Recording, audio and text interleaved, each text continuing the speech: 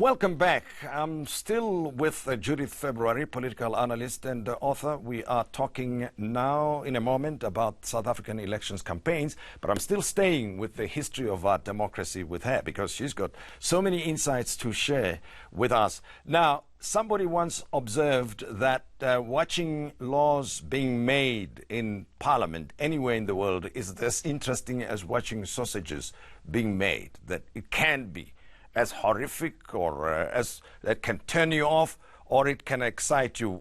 From your point of view, spending that much time in Parliament, what would you say? Well, I think that it depends on what the law is. I mean, I have observed a number of laws and also parliamentary processes with regard to the arms deal, those hearings and so on. It is rather like the sausage being made and they say you should never watch it. But really, Tim, what I think has interested me over the years is following Parliament, is the fact that our Parliament is an open one. And that really is a gift of our democracy, that any person can walk into a parliamentary committee meeting and simply observe or sit there as we have as analysing and monitoring the lawmaking process. And what you find there is you find out how members of political parties actually relate to each other. Because what we see in the plenary is often for the audience. And I think in the latter years of this Parliament, we've seen that even more with sort of some very intemperate behaviour from some political parties. But in fact, it is in the lawmaking that you see the relationships that are being forged, the small victories. And also you see the role of smaller parties, like the ACDP, like the Freedom Front Plus, like the UDM and so on. You see the role that small parties can play in making some important changes. Parliament has changed considerably since 1999 and some of that cross-party cooperation. And also it has it really has been denuded of a lot of people who have experience and people who understand process. And so the great parliamentarians like Johnny de Lange, for example, who used to chair the Justice Committee, those were great meetings to go to because Johnny de Lange spared no one, whether they were in the ANC or out of the ANC. He was interested in passing the best possible law. And so, you do need those characters. And sadly, and people who understand the process, and sadly, we've seen the juniorisation of members of Parliament and that Parliament has become sort of not the kind of intellectual heart, I think, that it should be. Well, but the point has been made repeatedly that Parliament does not serve the citizens or the public's interest to the extent that it should, and that rather Parliament serves the interests of the party bosses because citizens or voters do not elect their representatives directly, and therefore there's a serious gap between what Parliament does and what the expectations of members of the public are. And it's not only one part, there's also other spheres of government that I want to talk about in a moment. I just want to hear your observation on this point. Well, yes, Tim, and the point is that there has been, we know in 2014, the Van Zyl-Slabbert report on electoral task team report looking at electoral reform, because of course our system is a proportional representation list system, and so that means the party owns the seat.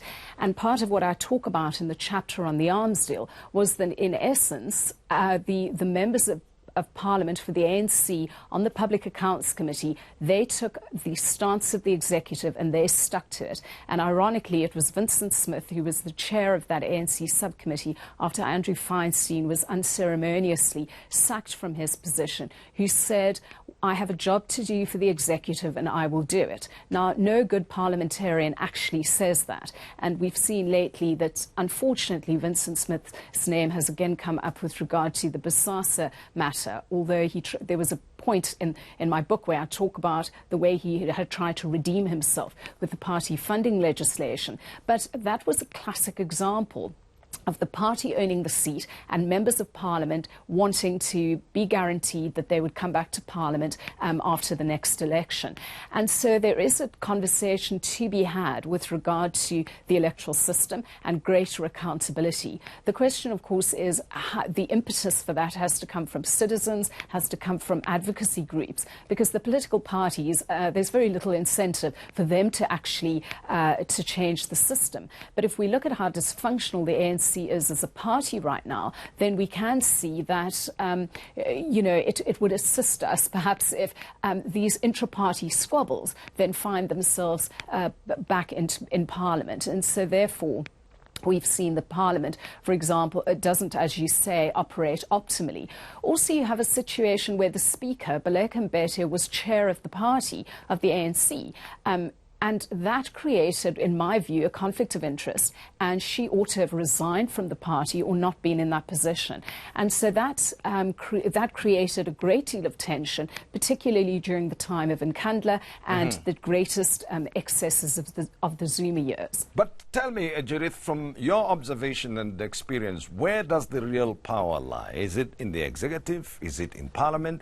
Is it at provincial level? Is it at municipal level? And I'm asking this question from the experience of the citizens, right? And I want to touch on the service delivery protests in a moment, because at a provincial level, for instance, we saw the rise of the Premier League, which means that the chairpersons of the ANC, who then went on to become premiers, sort of controlled the politics of their respective provinces. What's your comment about that? Well, yes, our system is a party-based system, so the party has a lot of power. And as I said earlier, the squabbles are then often replicated.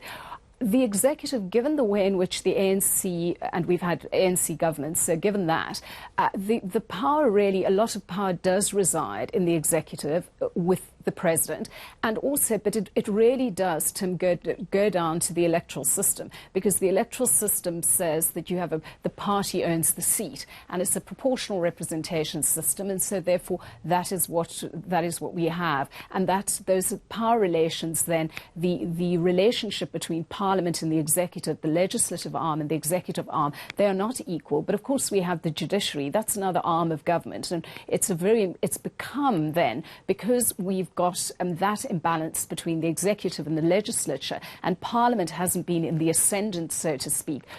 Citizens have had to rely on the judiciary to sort of hold both the legislature and the executive to account. Now, that is not an ideal situation.